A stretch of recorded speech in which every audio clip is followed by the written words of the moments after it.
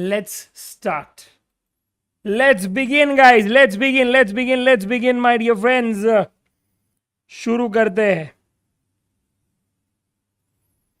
बैठे बैठे क्या करे, करना है कुछ काम, पढ़ लेते हैं जीएसटी लेके प्रभु का नाम. Yes yes my dear friends, let's do it. Come on. दोस्तों, सबसे पहले मैं बात करना चाहूंगा my dear friends with respect to composition scheme. Yes दोस्तों, composition scheme my dear friends, यहाँ पे 2-3 एस्पेक्ट्स में बच्चों को बहुत डिफिकल्टीज रहती है, बट डोंट यू वरी, हम लोग कॉम्पोजिशन स्कीम भी दोस्तों निपटान देंगे विथ Q&A. आपको पता है दोस्तों. Yes, just the way our normal revisions are.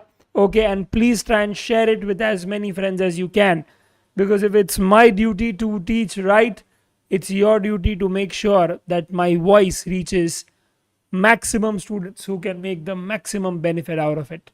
Okay, chaliye dosto, is my voice audible? Firstly, just give me one thumbs up, guys. Come on, give me a thumbs up so that I can go ahead.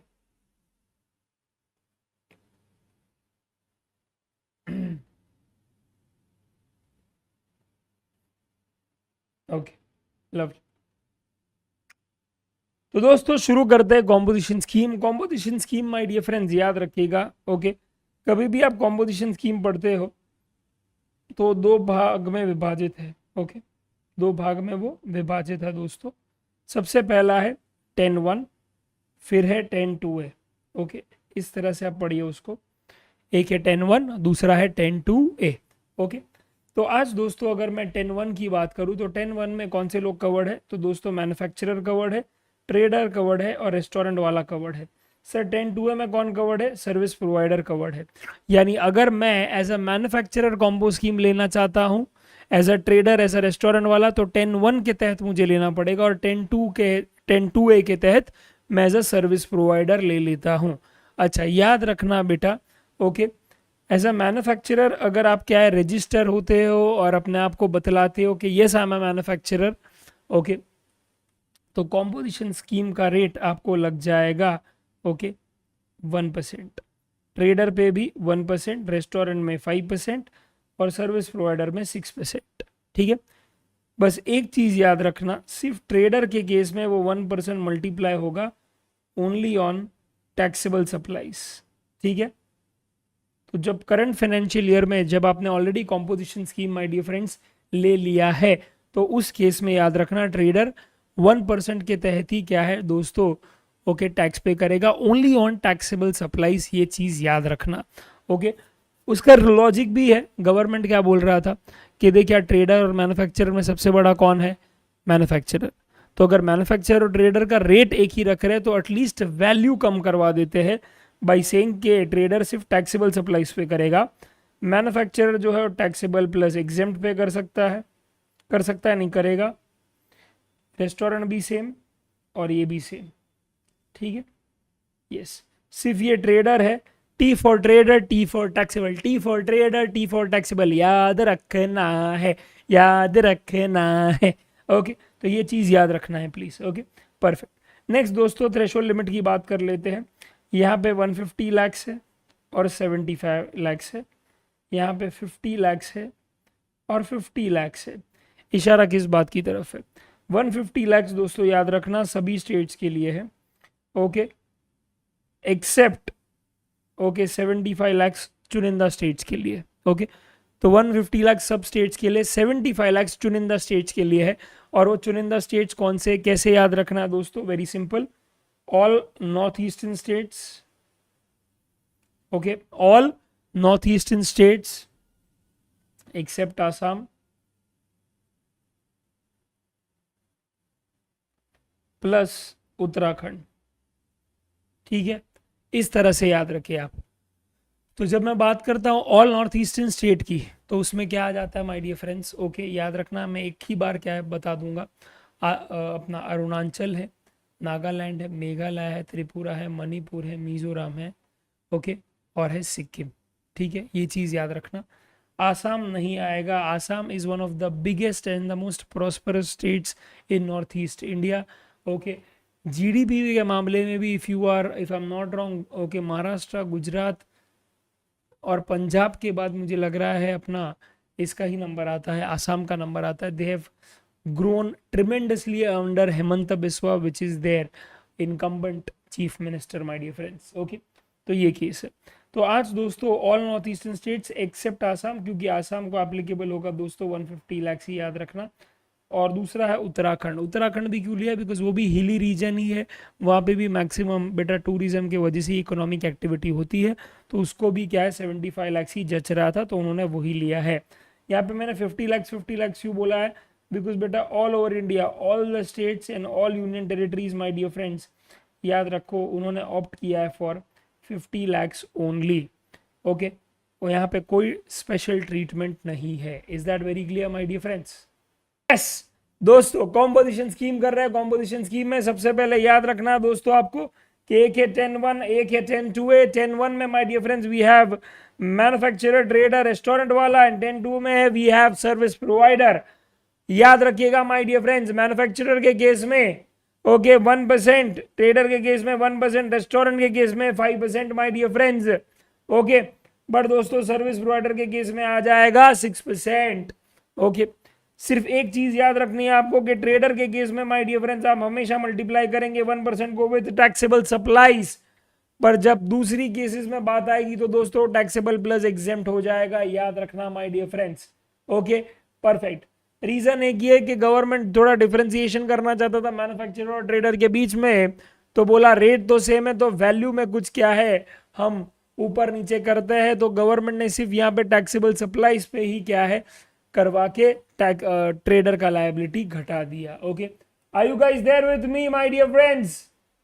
Divya, Anjali, Dheeraj, Sagar, Vikas, Viraj, Ranveer, Shubham, are you there or no? Oh, my dear friends, are you there or not? Yes.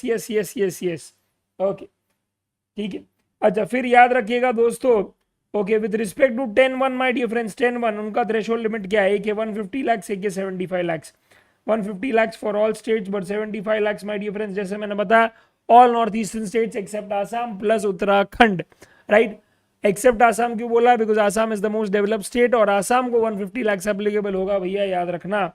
और यहाँ पे threshold limit क्या है my dear friends, याद रखिएगा क्या, 50 lakhs for all the states. Okay, 50 lakhs for all the states, कोई पक्षपात यहाँ पे नहीं है. ओके, चलो दोस्तों सबसे पहले अभी 10-1 ले लेते हैं. ओके, तो 10-1 की दोस्तों अगर हम लोग बात करें, 10-1 की दोस्तों अगर हम लोग बात करें माय डियर फ्रेंड्स, ओके, तो कॉन्सेप्ट बहुत सिंपल है. सबसे पहले ओके, आई वांट, जो भी है यहाँ पे, I want you all to put a thumbs up. Put a thumbs up, guys. I just want to interact with you and make sure that you are alive. Come on. Come on, guys. Come on. I can't see your names. There you go. Lovely. I can see you now. Okay. तो 10-1 में दोस्तों my dear friends फटाफट से क्या है बात करते हैं. और 10-1 की दोस्तों अगर हम लोग बात करें तो सिंपल सी बात है, यहाँ पे सिर्फ ये बोला है कि देखो भैया, आपको अगर करंट फाइनेंशियल ईयर में कॉम्बो स्कीम चाहिए, if you want combo scheme in the current financial year, right, if you want to pay tax okay as per composition scheme in the current financial year, then you will have to check the preceding financial year कि in the preceding financial year आपका aggregate turnover जो है दोस्तों वो अगर exceed हो रहा है किससे, 150 lakhs या फिर 75 lakhs से, 150 lakhs या फिर 75 lakhs से, तो फिर करंट फाइनेंशियल ईयर में आप डेफिनेटली दोस्तों कॉम्पोजिशन स्कीम ओके नहीं ले सकते. ओके, अगर वो एक्सीड कर रहा है तो नहीं ले सकते, अगर वो एक्सीड नहीं कर रहा है तो डेफिनेटली ले सकते हो. ओके, तो ये याद रखना माय डियर फ्रेंड्स, अगर अप टू है तो आप कॉम्बो स्कीम ले पाओगे, और अगर एक्सीड हो रहा है तो याद रखना आप कॉम्बो स्कीम डेफिनेटली नहीं ले पाओगे. That has to be taken into account my dear friends. तो आज अगर आप एलिजिबल हो कि नहीं वो देखने के लिए आपके पिछले कर्म देखने पड़ेंगे. ओके, और वो पिछले कर्म पिछले साल के ही होने चाहिए.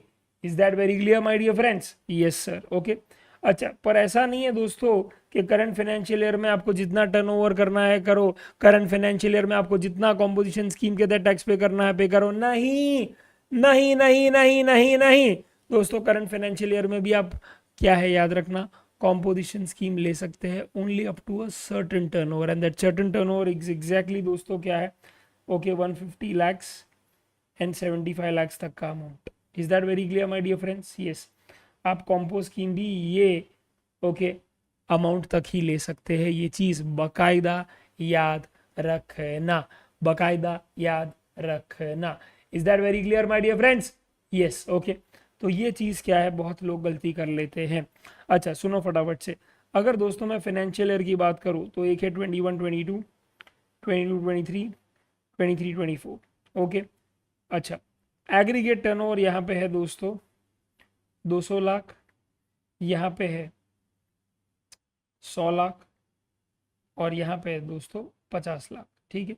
तो दोस्तों 21 22 में ओके लेट्स से आप समझो ओके उसने बिजनेस कमेंस किया है, द बिजनेस इज कमेंस्ड, अभी अभी उसने धंधा सिर्फ शुरू किया है मेरे बंधु, अभी अभी उसने धंधा सिर्फ शुरू किया है मेरे बंधु। Are you getting it? Yes, धंधा शुरू ही हुआ है माय डियर फ्रेंड्स अभी, ओके। तो आज माय डियर फ्रेंड्स मुझे जानना है कि वो एलिजिबल है कि नहीं कॉम्पोजिशन स्कीम के लिए तहत, और अगर है तो फिर टैक्स कितना पे करेगा और किस वैल्यू पे करेगा, ओके ये मुझे बता दीजिए, कम ऑन।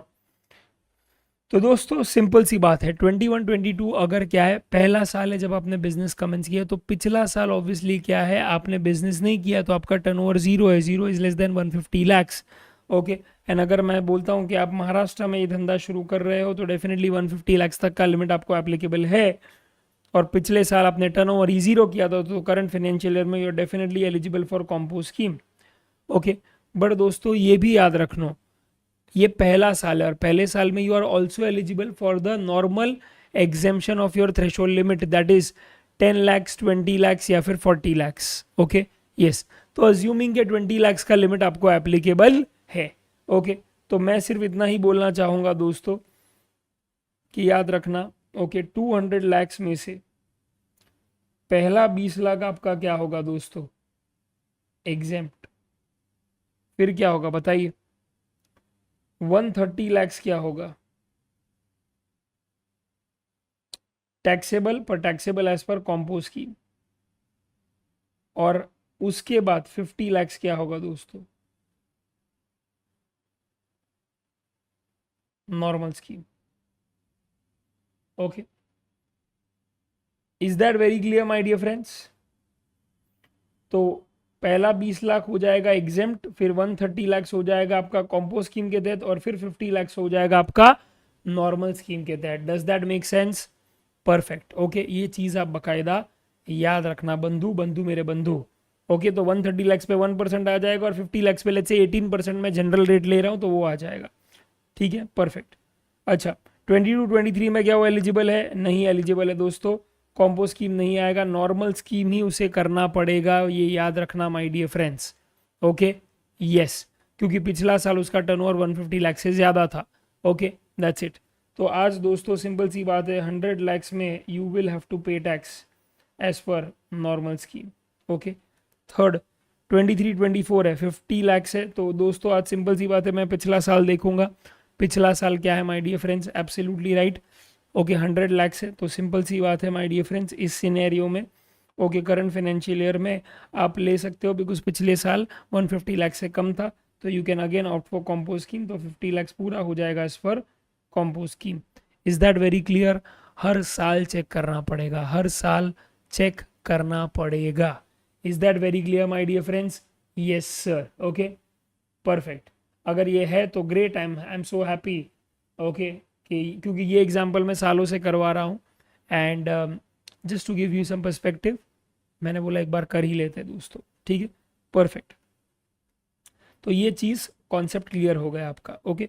अभी फटाफट से एग्रीगेट टर्नओवर में क्या लेना है और क्या नहीं लेना है वो ले लेते हैं, ठीक है। तो हमेशा याद रखना एग्रीगेट टर्नओवर, वर्ड आता है टर्नओवर, टर्नओवर से मेरे को सबसे पहले तो याद आता है क्या, यानी कि सेल्स, यानी कि आउटवर्ड सप्लाईज, ओके। यानी कि जो आप क्या है बेटा, ओके ओके आवन या जावन, तो बोला जावन जावन जावन जावन जावन, ओके। यानी कि ओनली आउटवर्ड सप्लाईज ही मेरे को तो याद आता है भाई, ओके यस। तो बेटा जितने भी टाइप की आउटवर्ड सप्लाईज है सब ले लो माँ कसम। और याद रखना ये मैं पिछले साल की बात कर रहा हूँ, बिकॉज हम लोग अभी भी क्या है प्रीसीडिंग फाइनेंशियल ईयर का एग्रीगेट टर्नओवर की बात कर रहे हैं, बिकॉज मैं उसी से कंसर्न हूँ। तो ही तो क्या कमेंट कर पाऊंगा कि करंट फाइनेंशियल ईयर में कॉम्बो स्कीम ले सकता हूँ कि नहीं। तो दोस्तों प्रीसीडिंग फाइनेंशियल ईयर की अगर बात करूं माय डियर फ्रेंड्स, ओके, और उसमें अगर मैं बात करूं किसकी, आउटवर्ड सप्लाईज की माय डियर फ्रेंड्स, ओके, तो याद रखना बहुत बहुत सिंपल सा कॉन्सेप्ट है माय डियर फ्रेंड्स, क्या कि सबको ही ले लो आप, जितना कचरा पट्टी है सब ले लो, फिर वो टैक्सेबल हो, फिर वो एग्जेम्प्ट हो, फिर वो नॉन टैक्सेबल सप्लाईज हो, फिर वो इंटर स्टेट सप्लाईज हो, ओके, फिर वो एक्सपोर्ट हो, जो भी by the way inter state ही होता है बट फिर भी अलग से बता देता हूँ, ओके, कुछ भी हो दोस्तों डजेंट मैटर, मैं ले लूंगा भाई, मैं ले लूंगा, ठीक है। मैं शर्म लज्जा नहीं रखने वाला हूं, बिकॉज मेरे को सिर्फ एक ही बात से फर्क पड़ता है कि भैया ये तेरा आउटवर्ड सप्लाई है कि नहीं। Also the fact I will also include one more thing, कि एक ऐसा outward supply where I am not paying tax but the recipient is paying tax as per RCM, right. तो for example insurance agent providing service to insurance company, तो insurance agent ने जो भी commission charge किया है वो aggregate turnover में ले लेगा, समझा। यस बेटा, आज मुझे कोई पक्षपात करना ही नहीं है बेटा, मुझे बस इतना जानना है भैया मैंने कुछ बेचा है, सामने पैसा आया है तो वो आउटवर्ड सप्लाई है।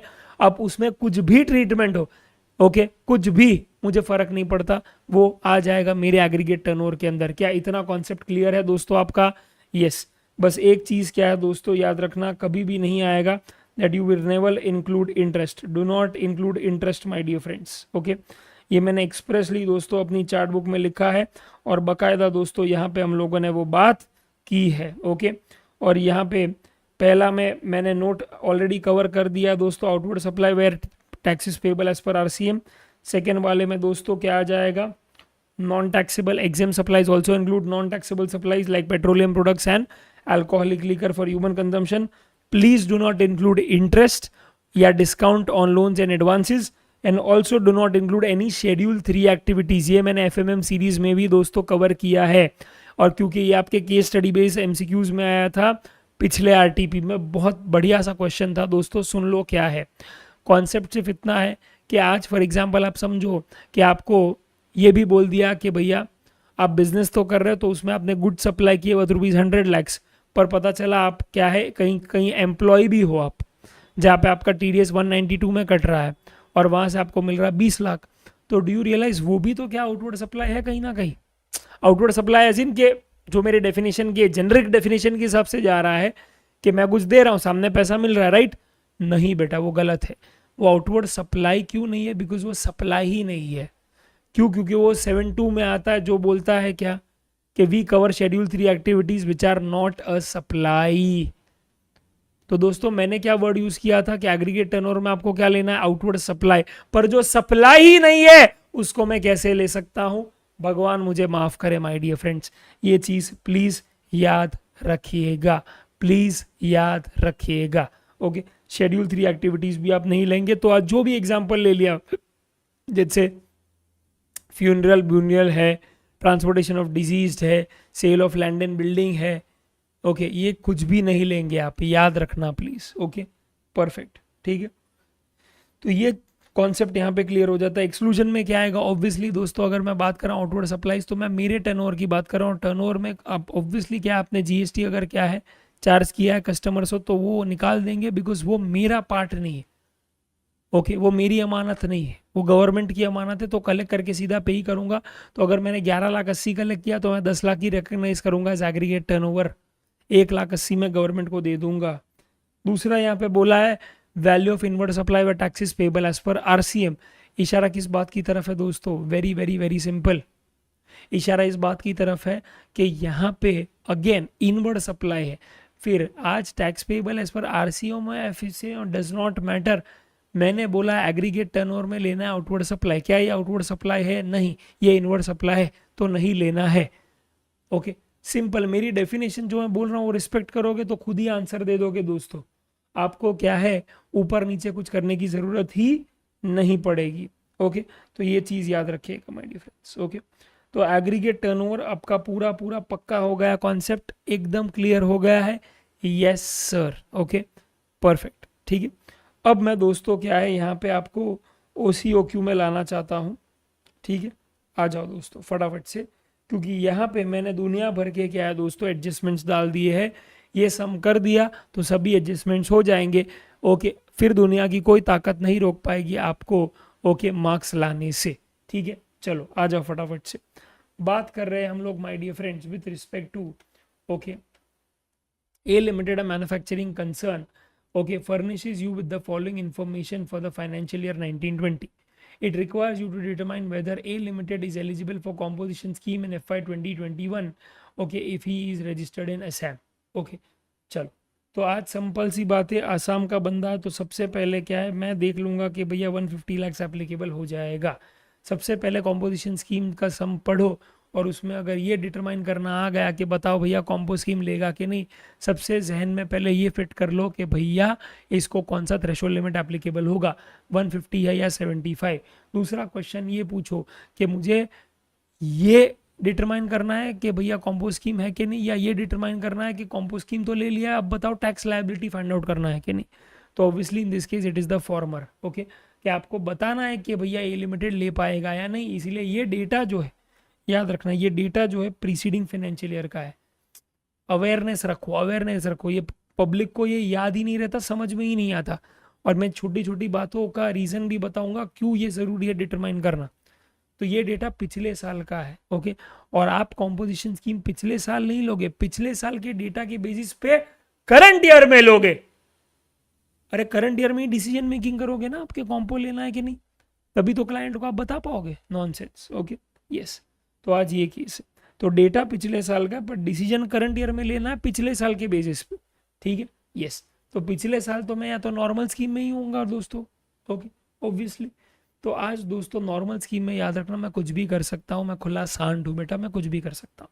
चलो आ जाओ और मुझे बताओ यहाँ पे इसका एग्रीगेट टर्नओवर कितना आएगा। मैं आपको 1 मिनट दे रहा हूँ, जाओ करो, करो, पॉज करो वीडियो को और करो।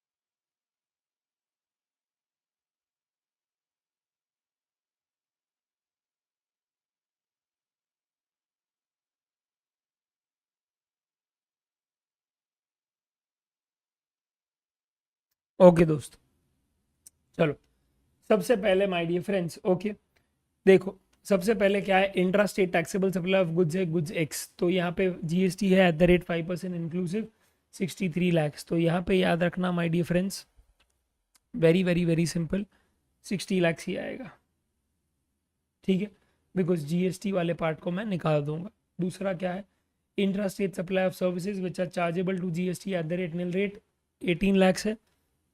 तो यहाँ पे नील रेटेड सप्लाईज है, सिंपल सी बात है माय डियर फ्रेंड्स, 18 लैक्स की बात कर रहे हैं यहाँ पे, तो भैया आज नील रेटेड सप्लाईज भी आ जाएगा, मैं ज़रा भी यहाँ पे झिझकूंगा नहीं। थर्ड क्या है, inter state supplies of goods why which are taxable GST at the rate 12% exclusive है। तो भैया यहाँ पे 9 लाख आ जाएगा। तो सिंपल सी बात है, यहाँ पे भी दिमाग नहीं लगाऊंगा, इंटर स्टेट सप्लाई हुआ तो क्या हुआ, आउटवर्ड सप्लाई है ना, मैं ले लूंगा भैया, मुझे तो वही देखना है आउटवर्ड सप्लाई है कि नहीं। फिर तेल लगाने गया, उसका नेचर कोई भी हो, तो ये भी ले लूंगा 9 लाख। दूसरा, वैल्यू ऑफ इनवर्ड सप्लाई, मैं आगे पढ़ूंगा ही नहीं, इनवर्ड सप्लाई अगर है तो चुपचाप क्या है, मैं इसको नहीं लेने वाला। दूसरा, इंटरेस्ट ऑन लोन मैं नहीं लेने वाला। आउटवर्ड सप्लाई और टैक्सेस पेबल मैं ले लूंगा, ओके, बिकॉज वो आउटवर्ड सप्लाई है। Intra state supplies of petrol which are not leviable to GST non taxable supplies है। अरे पर फिर भी पेट्रोल बेच ही रहा हूँ ना, आउटवर्ड सप्लाई ही तो है, ओके, ले लूंगा दोस्तों। दूसरा, taxable goods supply to branch that is registered in Surat without consideration. आप कहाँ हो पहला चेक करो, आप हो दोस्तों आसाम में, आप हो दोस्तों कहाँ पे, असम में, असम असम असम असम असम, और ये है सूरत में। तो आज दोस्तों सिंपल सी बात है, आप भी रजिस्टर्ड हो, वो भी रजिस्टर्ड है, और दोनों क्या है, अलग अलग स्टेट में है। तो ये जो ट्रांजैक्शन हो रहा है वो डीम सप्लाई का ट्रांजैक्शन है, तो क्या ये भी सप्लाई है? यस, तो ये भी आ जाएगा दोस्तों। Next, okay. तो ये जो 5 लाख का भी वैल्यू है ना, वो तो आप तो बोलोगे सर विदाउट कंसिडरेशन है, तो 5 लाख का वैल्यू कहाँ से आएगा? तो वो डीम्ड वैल्यू है जो वैल्यूएशन रूल्स के बेसिस पे आता है दोस्तों। ओके, ठीक है, done. Next, supplies goods to other states of India through Amazon who collects TCS under section 52। ठीक है, तो आज उसने अमेजोन के थ्रू क्या है, बेचा है, ठीक है, 10 लाख। वो भी आउटवर्ड सप्लाई ही, तो अभी मैं किसके थ्रू बेचूँ, क्या फर्क पड़ता है? तो ये भी 10 लाख आ जाएगा। ओके, तो दोस्तों यहाँ पे टोटल क्या होता है फटाफट से देख लो। 60 + 18 + 9, यहाँ पे नहीं, यहाँ पे नहीं, 48, 13, 5, 10, 1,63,000 आ रहा है दोस्तों, which is clearly more than 1,50,000। Okay, and which is why वो करंट फाइनेंशियल ईयर में कॉम्पोजिशन स्कीम नहीं ले सकता, ही इज नॉट एलिजिबल। अच्छा, will your answer be different if a limited was a trader? Completely no, completely no, because trader को भी तो क्या लिमिट एप्लीकेबल है, 150 लाख। तो सिंपल सी बात है माय डियर फ्रेंड्स। ओके, 253 आ रहा है, कैसे 253 कैसे आ रहा है बेटा?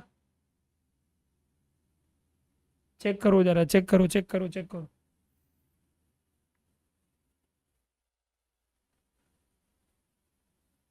वन सिक्सटी थ्री आ रहा है गाउठी। ओके, तूने 1 करोड़ और कहाँ बढ़ा दिया रे? हाँ, ठीक है। तो बेटा ट्रेडर हो, मैन्युफैक्चरर हो, तेल लगाने का या रेस्टोरेंट वाला हो, पिछले साल का टर्नओवर मेरा सेम ही रहेगा, 150 लाख ही एप्लीकेबल। ठीक है, ट्रेडर या मैन्युफैक्चरर का आंसर तब चेंज होगा जब करंट ईयर में मैं मेरा लायबिलिटी क्या है कैलकुलेट करूँगा, क्योंकि ट्रेडर में ओनली टैक्सेबल सप्लाईज, मैन्युफैक्चरर में टैक्सेबल एंड एग्जाम सप्लाईज लूंगा। करंट फाइनेंशियल में जब मैं लायबिलिटी निकाल रहा हूँ एज पर 1%, याद रखना ये चीज़। ओके, परफेक्ट है दोस्तों। ओके, तो क्या ये कॉन्सेप्ट क्लियर हो गया दोस्तों आपका? ओके, यहाँ पे मैंने सब एडजस्टमेंट जो आ सकते थे वो सब डाल दिए, तो इसीलिए टेंशन मत लो। कोई भी सम कॉम्पोजिशन स्कीम का आया हो जाएगा आपसे, हो जाएगा ब्रो, हो जाएगा। ओके, डन, ठीक। उसके बाद नेक्स्ट क्या है माय डियर फ्रेंड्स, बताओ फटाफट से। बात आ रही है यहाँ पे 10 सबसेक्शन 2 की। 10 सबसेक्शन 2 में सर ने क्या करवाया? तो 10 सबसेक्शन 2 में दोस्तों कॉन्सेप्ट बहुत सिंपल है। ओके, 10 सबसेक्शन 2 में my dear friends conditions. Okay,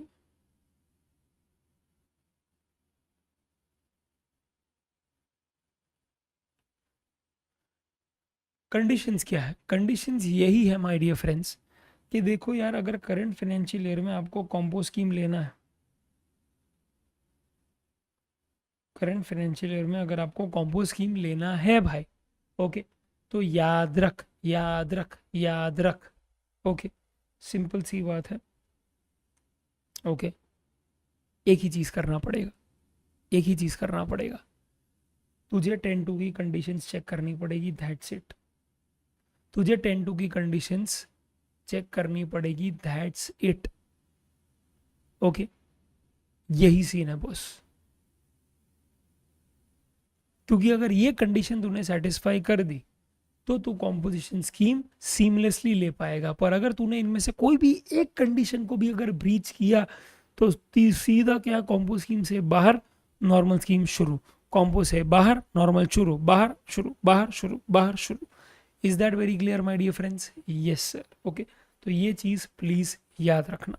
okay, तो उसका मतलब क्या हुआ कि ये स्कीम आपको ऑब्जर्व भी करनी है, यानी कि इसका पालन भी कब करना है, करंट फाइनेंशियल ईयर में।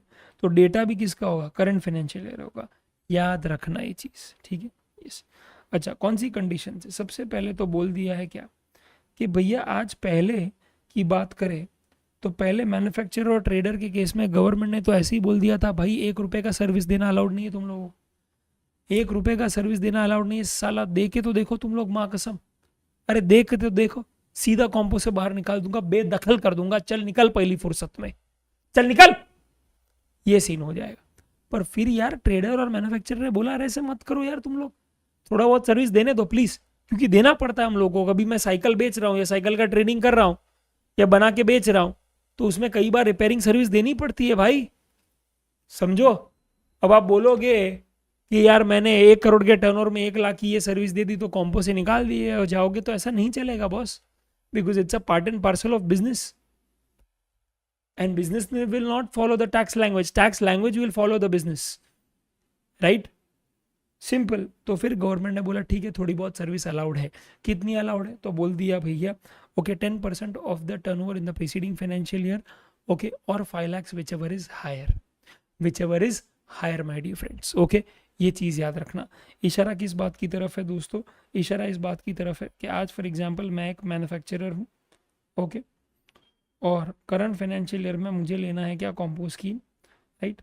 तो ऑब्वियसली क्या है, मेरा एक टर्नओवर तो कौन सा होगा, जो मेरे गुड्स बेच रहा हूँ मैं वो, राइट। पर दोस्तों मैं सर्विस भी दे सकता हूँ, पर सर्विस कितना दे,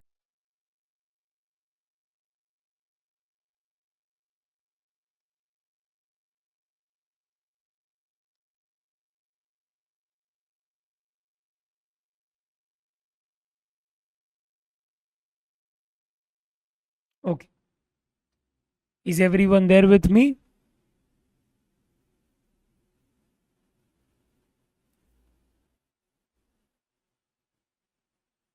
ओके।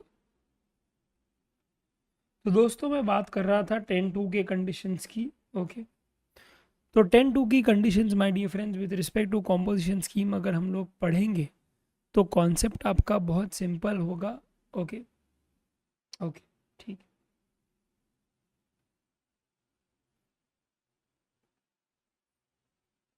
और वो कॉन्सेप्ट माय डियर फ्रेंड्स इतना ही है, वेरी सिंपल, कि भैया आज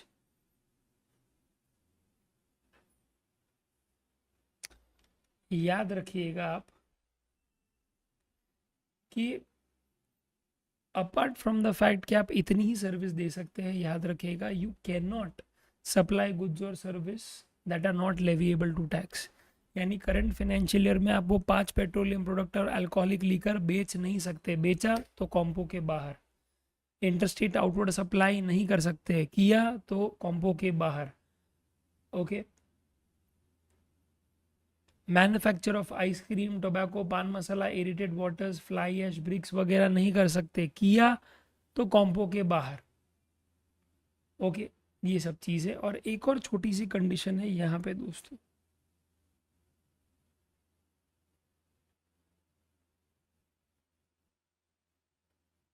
नॉट एंगेज्ड इन गुड्स और services supplied through eco, not engaged in goods और सर्विसेज सप्लाइड थ्रू ईसीओ। इशारा किस बात की तरफ है माय डियर फ्रेंड्स, इशारा सिर्फ इस बात की तरफ है कि अगर आप सर्विस दे रहे हो थ्रू ईसीओ तो चलेगा, ओके। बट गवर देखिए, देखिए सुनिए पहले, बराबर से सुनिएगा, माई बैड है, जरा मिस्टेक हो गया मेरे से बोलने में। कि आज देखो कॉम्पोजिशन स्कीम में सिनेरियो क्या है, सिनेरियो ये है कि कॉम्पो टैक्स पेयर जो है दोस्तों, पहले साफ मना किया गया था उसको, पहले साफ मना किया था कि गुड्स हो या सर्विस डजेंट मैटर, ईसीओ के थ्रू अगर किया तो भैया you are out, out of compo scheme, ठीक है, perfect, yes you are completely out of compo scheme. Time table देख ले आयुष, टाइम टेबल देख ले, टाइम टेबल के हिसाब से ही जा रहा हूँ मैं, ओके, यस, परफेक्ट। पर माय डियर फ्रेंड्स, ओके, एक चीज़ याद रखना क्या, कि अभी रिसेंट अमेंडमेंट आया है, अमेंडमेंट ये है कि कॉम्पो टैक्स पेयर अभी इंट्रा स्टेट सप्लाई कर सकता है of goods, of goods or not of services, of goods via ECO. हाँ, उसे अगर इंटर स्टेट करना है,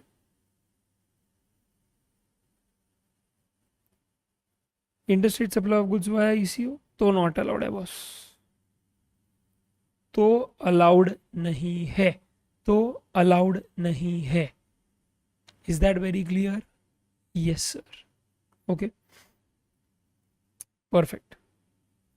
तो ये चीज़ मुझे आपको बतानी थी बॉस, ठीक है, कि intra state supply of goods eco के थ्रू अलाउड है। यानी अगर मैं कॉम्पो टैक्स पेयर हूँ और मुझे फ्लिपकार्ट या अमेजोन के थ्रू सप्लाई करना है तो भैया उस केस में यार मुझे अलाउ किया गया है, but with in the state, यानी महाराष्ट्र के अंदर मैं बेच सकता हूँ, पर मुझे आउटसाइड द स्टेट करना है तो फिर मुझे कॉम्पो से बाहर जाना पड़ेगा, ठीक है। तो inter state supply of goods not allowed, intra allowed. अच्छा, सर्विस में अभी भी बंदिश है, सर्विस का क्या है याद रखना, कोई सीन नहीं, ओके। तो अगर आप इंट्रा करो या इंटर करो supply of service through eco, simple, आप कॉम्पोजिशन स्कीम के बाहर हो, ठीक है, परफेक्ट, ओके। नेक्स्ट, एनआरटीपी और सीटीपी जो है non resident taxable person and और अपना कैजुअल टैक्सेबल पर्सन, राइट, ये लोग कभी भी याद रखना कॉम्पो स्कीम के तहत टैक्स नहीं पे कर पाएंगे, इनको हमेशा टैक्स पे करना पड़ेगा as per normal scheme, because government बोलता है साले विदेशी रिहाना तेरे को शर्म आ रही है कि नहीं, तू एक तो बाहर से इंडिया में आ रही है 70 करोड़ लेके जा रही है, उस पर भी मैं 1% लेके तेरे को भूल जाओ, हाँ चलो तू अगर गुड्स बेच रही है तो 1% और तू सर्विस दे रही है तो 6%, फक मैं तो तेरे से पूरा का पूरा टैक्स लूंगा 18% के बेसिस पे, मैं कम नहीं करूंगा भाई, मैं तो नॉर्मल स्कीम के तहत ही जज करूंगा, फिर जो भी रेट एप्लीकेबल हो, ठीक है, परफेक्ट, ये चीज है।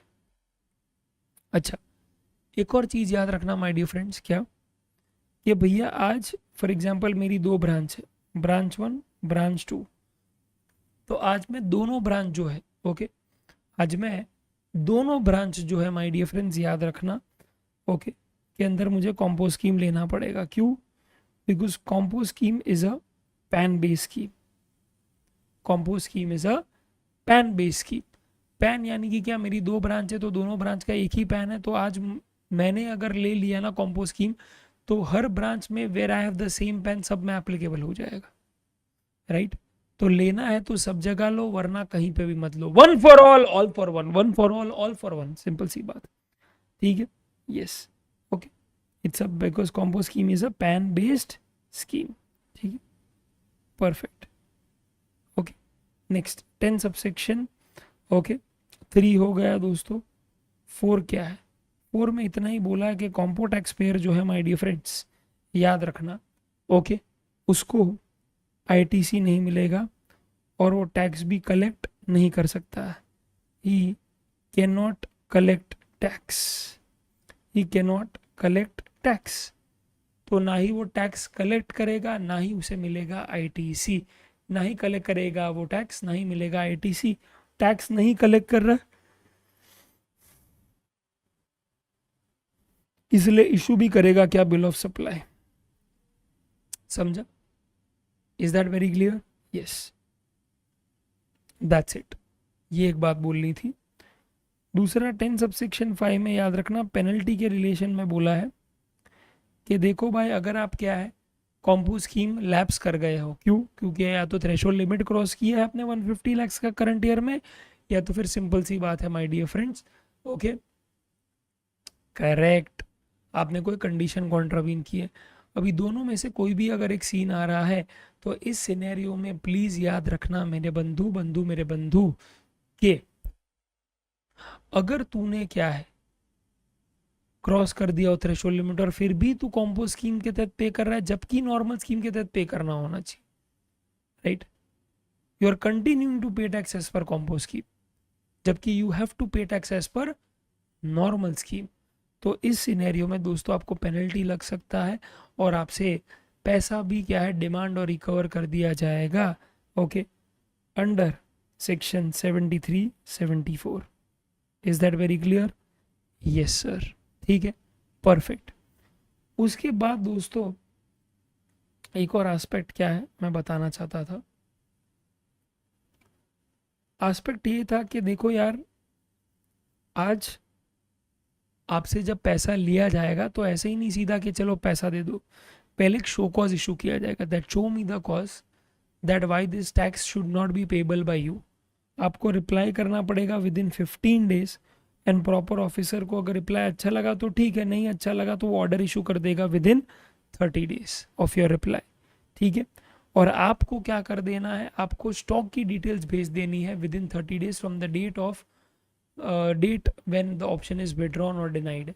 स्टॉक का डिटेल्स क्यों देना है, बिकॉज अगर क्या है, आपको याद होगा दोस्तों, आईटीसी में 18(1)(c की है हम लोगों ने, आईटीसी के स्पेशल केसेस ऑफ आईटीसी में वहाँ पे बोला है कि अगर आप नॉर्मल कॉम्पो से नॉर्मल में जाते हो, और कॉम्पो से नॉर्मल में कब जाओगे, बिटवीन द फाइनेंशियल ईयर, जब या तो लैप्स हो जाएगा या तो फिर क्या 150 लाख एक्सीड कर दिया है आपने, तो फिर उस केस में जो भी स्टॉक आपका होगा 1 day before the scheme is withdrawn, उसका आपको क्या स्टॉक का मिल जाएगा आईटीसी, और कैपिटल गुड्स में आपको कैपिटल गुड्स का भी मिल जाएगा आईटीसी।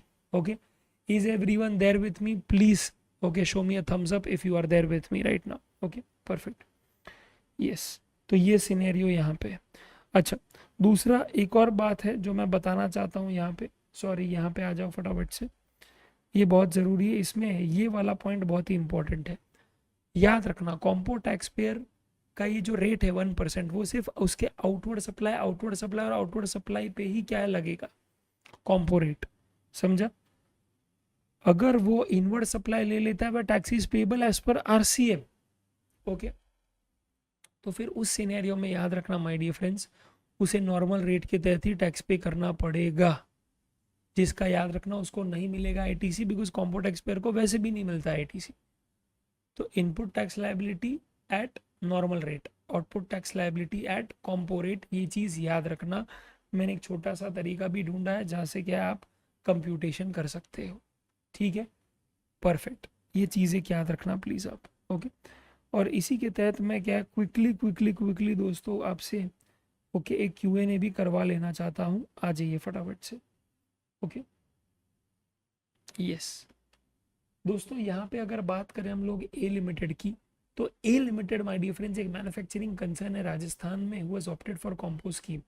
ओके, 43 लाख उसका प्रीसीडिंग फाइनेंशियल ईयर में टर्नओवर, तो डेफिनेटली क्या करंट ईयर में वो कॉम्पो स्कीम तो ले सकता है। उसका अभी डेटा ये दिया है, देखो, intrastate supply of goods x chargeable eight the rate 5%, 6 lakh है। मैन्युफैक्चरर है, यानी कि आपके दिमाग में आना चाहिए कि 1% मल्टीप्लाई होगा कि इसको बेटा टैक्सेबल सप्लाई इसको भी और एग्जाम सप्लाई इसको भी, राइट। तो इस सिनेरियो में माय डियर फ्रेंड्स आप बस एक चीज़ याद रखो क्या, कि जब मैं बात करता हूँ दोस्तों, ओके, जब मैं बात करता हूँ दोस्तों, ओके, मैन्युफैक्चरर की, तो टैक्सेबल और एग्जाम दोनों आ जाएगा, ठीक है। तो आज बताइए फटाफट से, क्या 6 लाख आप लेंगे? यस, ले लूँगा मैं। ओके, क्या 1,80,000 लूँगा? ले लूँगा। नील रेटेड है तो क्या हुआ, सब लेना ही है। क्या ये एग्जेम्प्टेड सप्लाई ले लूँगा? ले लूँगा। ओके, मैं आउटवर्ड सप्लाई की बात कर रहा हूँ अभी। क्या ये interest rate supply of goods ले लूँगा? 18% ले लूँगा। इंटरेस्ट ऑन डिपॉजिट नहीं लूँगा। फिर वो ओके करंट ईयर हो या प्रीसीडिंग फाइनेंशियल ईयर हो, डजेंट मैटर, इंटरेस्ट मैं कभी भी नहीं लूँगा, ठीक है, यस। अच्छा, ये सब चीज़ ले लिया आपने, कितना हो रहा है, 1 2 3 9 9 और कितना हो रहा है, एक सेकेंड, 6 लाख और 3 4 लाख हुए, सॉरी 10 लाख 40 लाख, 40 लाख का क्या है 1%, 40,000। Okay, perfect.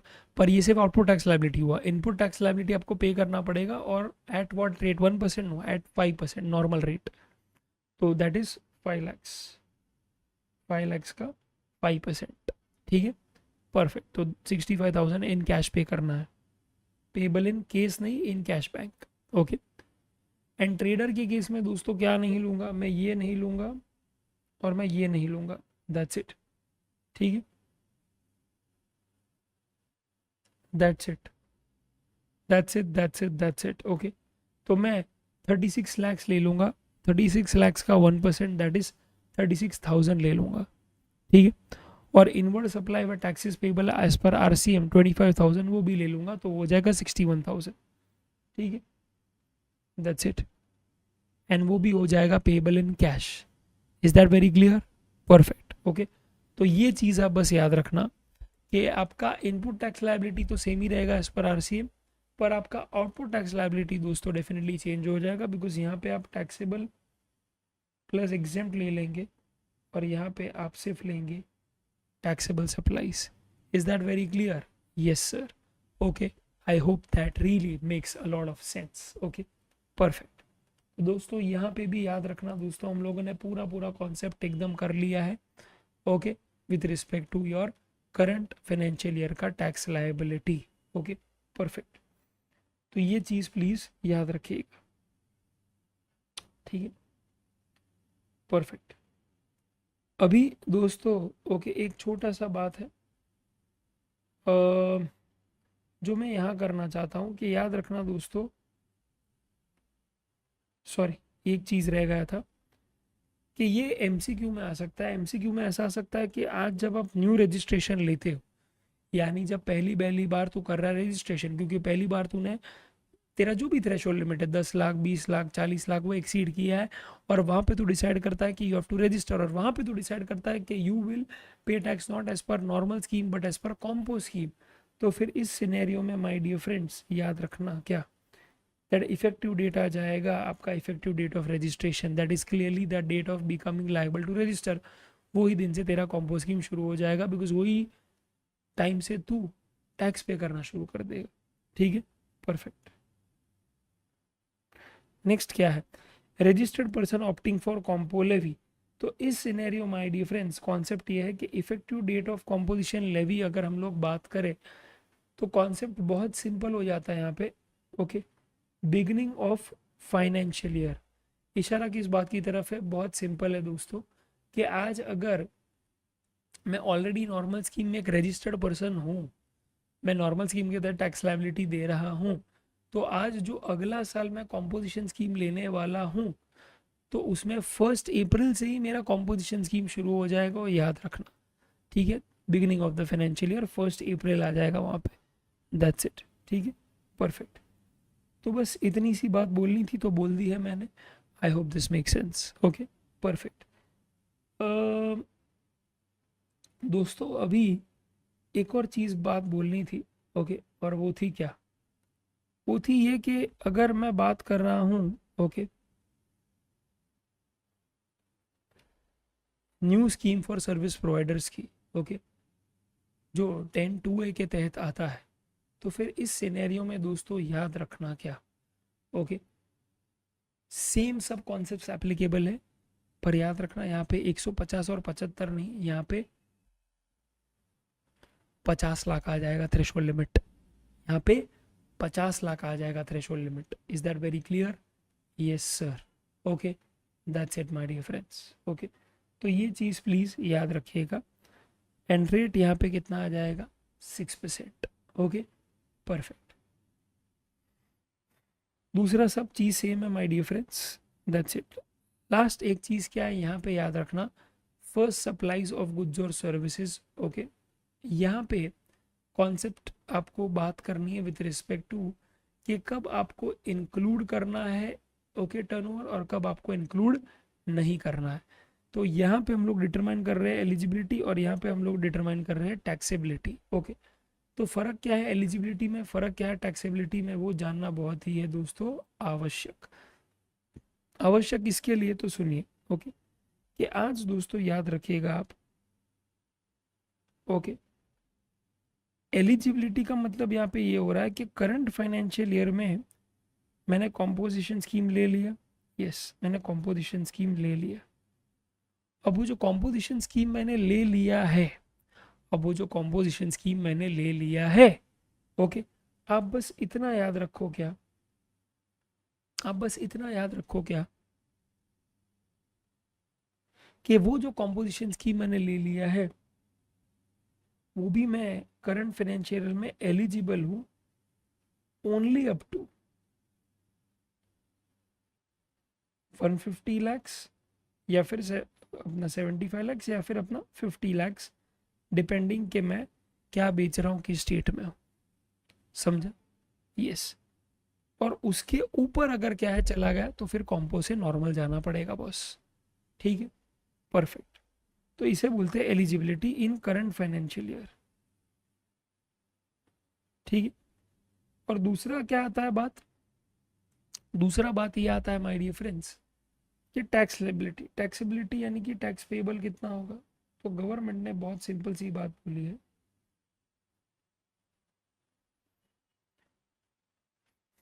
कि करंट फाइनेंशियल ईयर में आप टैक्स कैसे पे करेंगे, उसके बारे में कमेंट करिए। ठीक, yes that's it.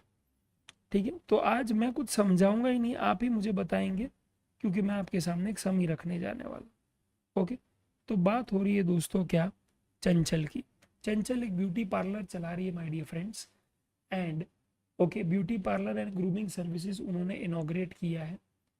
Okay, where the concept is about care and care beauty care in Janakpuri Delhi on 1 April. तो उन्होंने इनॉग्रेट किया, कमेंस किया, यानी पहला साल है ये, राइट। और ये जो फर्स्ट सप्लाई इसका कॉन्सेप्ट है वो पहले साल ही अप्लाई होगा। ठीक है, the aggregate turnover of care and care beauty care for the quarter ending was 20 lakhs, यानी जून तक 20 लाख का क्या है टर्नओवर किया है, फिर 30 अप्रैल तक 50 लाख का किया है। ओके, अक्टूबर एंड तक 70 लाख का किया है। आपको टैक्स लायबिलिटी डिटरमाइन करना है। तो दोस्तों मैं तो सिर्फ यही बोलूँगा, ओके, कि आज फर्स्ट क्वार्टर जो है उसका उसने 20 किया था, सेकेंड क्वार्टर क्योंकि सितंबर एंड आ गया 50 लाख, और थर्ड क्वार्टर में आपको अक्टूबर तक का बोला है भैया 70 लाख। अभी ये क्यूमुलेटिव फिगर्स है, आपको अगर क्वार्टर वाइज चाहिए तो ये हो जाएगा 20, ओके, ये हो जाएगा 30 और ये हो जाएगा 20। कैसे? क्योंकि वो वाला क्यूमुलेटिव है और ये वाला रिस्पेक्टिव है, रिस्पेक्टिव टू दैट क्वार्टर, कि इतना क्वार्टर में इतना टर्नओवर किया है। ठीक है, और क्वार्टर वाइज ही कंप्यूटेशन करते हैं कॉम्बो स्कीम का तो हम लोग। तो पहला 20 लाख का टैक्स लायबिलिटी क्या आएगा, नील। दूसरे का क्या आएगा, नील क्यों आएगा बाय द वे, क्योंकि यार पहला 20 लाख तो यार एग्जेम्प्टी होता है ना, अभी कितनी बार समझाओ बेटा, वो एग्जेम्प्टी होता है, वो तो उसमें क्या शर्म लज्जा रखनी बेटा। यस, सेकेंड क्वार्टर जो है ओके, वो आप क्या है 6% के हिसाब से पे करेंगे, दैट इज 1,80,000। ठीक है, एंड थर्ड जो है दोस्तों वो क्या है, 20 लाख एक्स्ट्रा मारा है आपने, and which is why it will be my dear friends 20 lakhs multiply by 18%, that is 3.6 lakhs. Is that very clear my dear friends? Yes sir. तो ये चीज़ आप बाकायदा याद रखना प्लीज। ओके, अच्छा, इसमें टैक्सेबिलिटी का कॉन्सेप्ट आपने क्या लिया कि 1 अप्रैल से लेके when you became liable to register you did not include that turnover while calculating tax liability. Why? Because 20 lakh तक का एग्जेम्पशन है। बट डू यू रियलाइज दोस्तों कि व्हाइल कैलकुलेटिंग एलिजिबिलिटी, यानी कि ओके, कि 50 लाख के बाद जो भी टर्नओवर होगा वो नॉर्मल स्कीम में आएगा, और वो नॉर्मल स्कीम के तहत उस पर जीएसटी रेट लगेगा नॉर्मल रेट वाला। वो बेटा कैलकुलेट करते वक्त मैंने 20 लाख भी लिया है और 30 लाख भी लिया है। तो जब मैं 20 लाख ले रहा हूं my dear friends, concept is very simple. जब मैं 20 लाख ले रहा हूं my dear friends, concept is very simple. I am saying कि 1 अप्रैल से लेके okay up to the date of becoming liable to register जो भी टर्नओवर आपका होता है वो आप इंक्लूड कर लेते हो ओके आपके टर्नओवर के अंदर while calculating eligibility.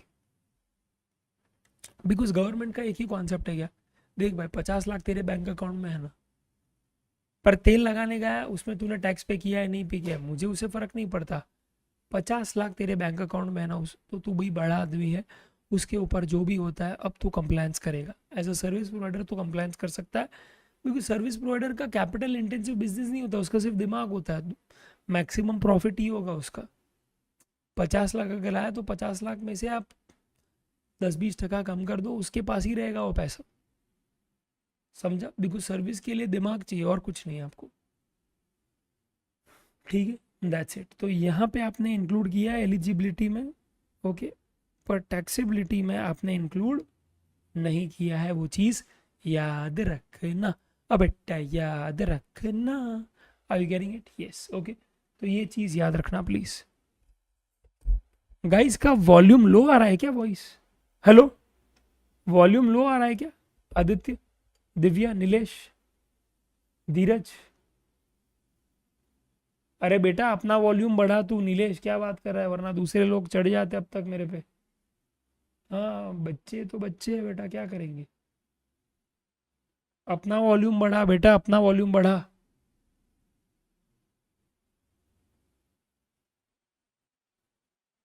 Guys are you level to your me?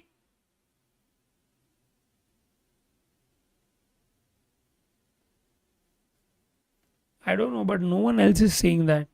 No one else is saying that.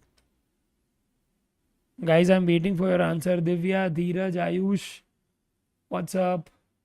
Volume low है क्या?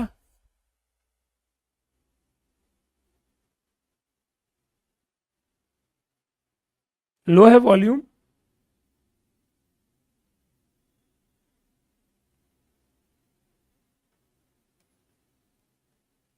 धीरज, गाइस थोड़ा फटाफट आंसर करो ना, टाइप करो ना यार। गाउठी peoples,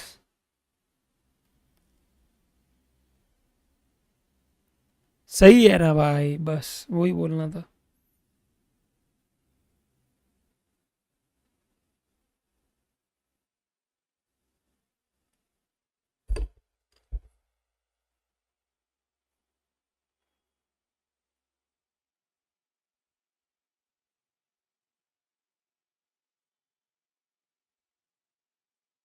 okay, that's it my dear friends. क्या हुआ अंजलि, क्या हुआ? नो सर क्या बोल, अरे तुम लोग एक तो बोल भी क्या रहे हो वो भी नहीं समझ में आता कई बार। नो सर क्या सही है कि सही नहीं है? नो किसके लिए, किस कॉन्टेक्स्ट में नो है?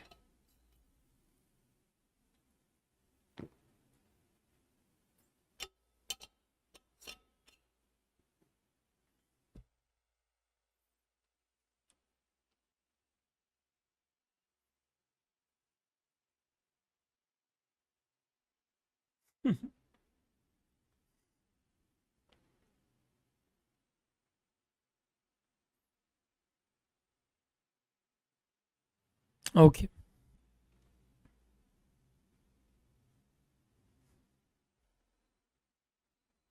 एक बहुत इंटरेस्टिंग क्वेश्चन पूछा था दोस्तों, आपको भी आ सकता है, ये देख लीजिए। Mr. X, a trader dealing exclusively in supply of goods and paying tax under normal scheme, also eligible for compo scheme, submits the following details for coming financial year. You are required to determine which scheme will be more beneficial to him and whether Mr. X, my dear friends, okay, should opt for compo scheme or not. तो आज inward supply of goods है from registered suppliers 70 lakh, outward supply of goods है to unregistered person 90 lakh, inherent nature expenses है 4.5 lakhs per year under both the schemes, and books of accounts है जो 2 लाख खर्चा कर रहा है वो, जबकि कॉम्बो वाला सिर्फ 75 कर रहा है ईयरली बेसिस पे। Return filing expenses under normal scheme is 48,000 and combo scheme is 12,000। ठीक है, यस, ओके। अब इसमें ओके एक छोटा सा क्या है, करेक्शन है।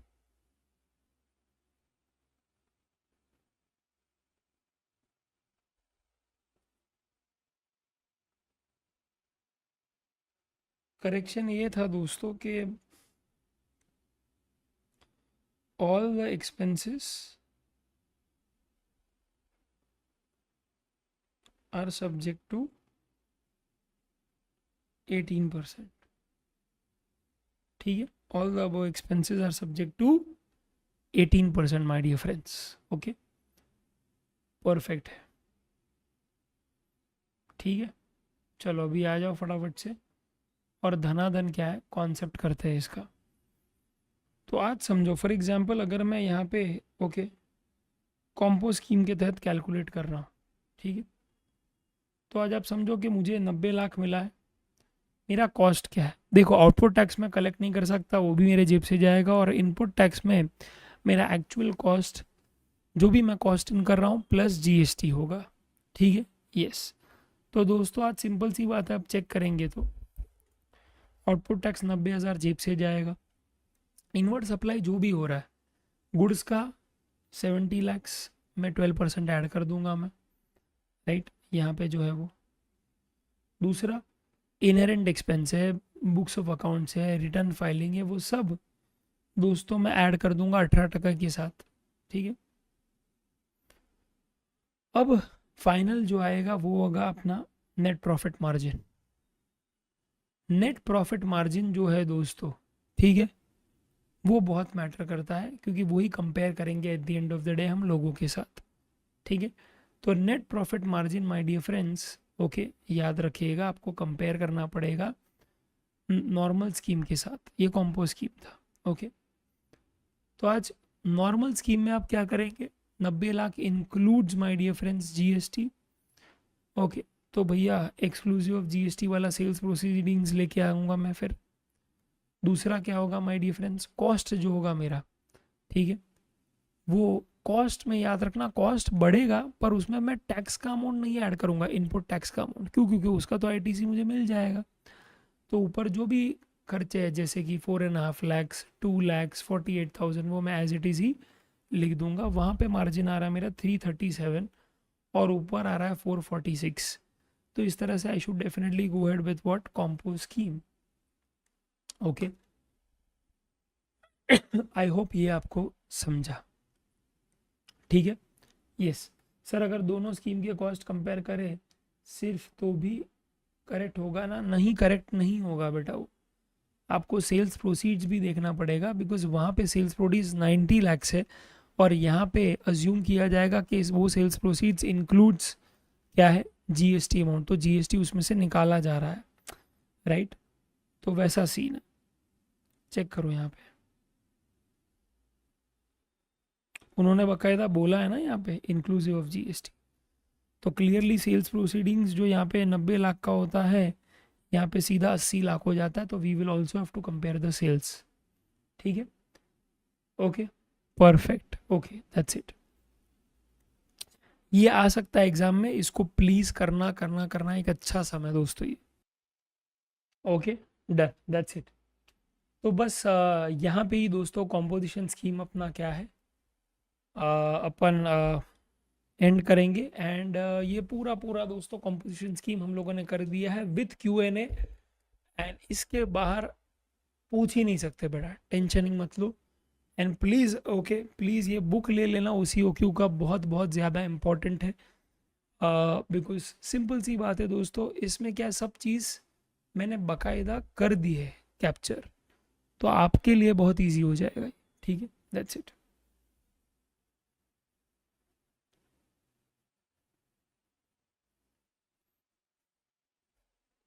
ओके, नेक्स्ट अप दोस्तों हम लोग करने वाले हैं, फटाफट से क्या करेंगे बताइए। Next up my dear friends, we are going to do payment of tax, payment of tax, e-way bill, and then hopefully if time permits we will make sure कि रिटर्न्स कर ले हम लोग, ठीक है। डन है बॉस, डन है, done है, डन है, डन है, डन है, ओके। चलो अभी एक छोटा सा क्या है ब्रेक लेंगे अपन, एंड 10:30 को शुरू करेंगे। आ जाओ।